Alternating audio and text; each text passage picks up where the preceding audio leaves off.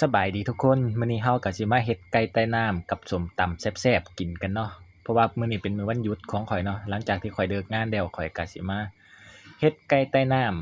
ำไปตลาดมาได้ไก่เหนียวมาตัวหนึ่งเนาะไก่เหนียวบ้านเฮาบ้านข้อยก็เอิ้นไก่บ้านแหละแต่ว่าข้อยก็บ่ฮู้เนาะอันนี้ตะไคร้บ้านข้อยเอิ้นผักชิงไข่เนาะแล้วก็เอาลงโครกเตรียมตัวเฮาสิตำเพื่อปรับปรุงเครื่องในตามที่เฮาต้องการเนาะพวกเครื่องเทศ ก่อนที่เราจะเอาลงหม้อเราก็ต้องตำให้ละเอียดแล้วเราก็มาคนๆกันก่อนเนาะก่อนที่จะเราต้องผัดเครื่องปรุงก่อนเนาะหลังจากนั้นก็เอาไก่ลงไปใส่ไก่ลงไปแล้วก็ปรุงตามที่เราชอบนะคนที่อยากใส่หลายก็ใส่เด้อเกลือเป็นนัว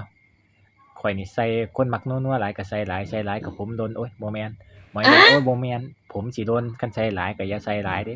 เอาส่ำพอประมาณเนาะหลังจากนั้นเราก็มาฝักบักหุ่งหรือว่ามะละกอเนาะ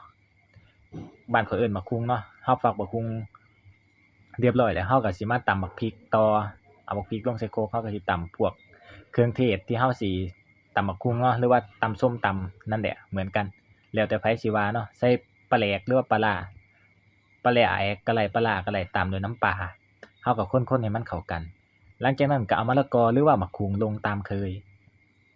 แล้วก็คนๆๆให้มันเข้ากันส่ำนี้ก็เสร็จเป็นที่เรียบร้อย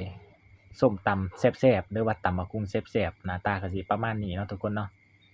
แซ่บอยู่เดะเห็นว่าหน้าตาจั่งซี้เนี่ยนอกจากนั้นเราก็มาเบิ่งไก่ใต้น้ำเราก็สุกเป็นที่เรียบร้อย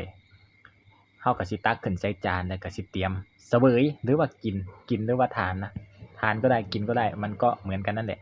เสร็จเป็นที่เรียบร้อยเป็นไงน่ากินไหมล่ะบอกไว้ก่อนเลยนะว่าน่ากินฮ่า